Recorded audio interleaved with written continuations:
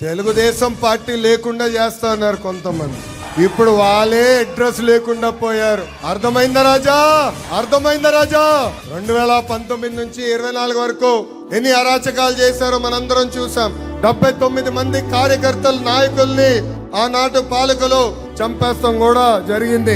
చంద్రయ్యని చంపేస్తే పాడి మోసింది మన సిబిఎన్. ఆ కుటుంబానికి ఈరోజు ప్రభుత్వ ఉద్యోగం కూడా ఇచ్చింది మన సిబిఎన్. కొన్ని రాజకీయ పార్టీలు వాళ్ళ స్వార్థం కోసం కార్యకర్తల చేత కత్తి బట్టిస్తారు. కానీ మన సిబిఎన్ కార్యకర్తల పిల్లలకి పుస్తకాలను పట్టించారు.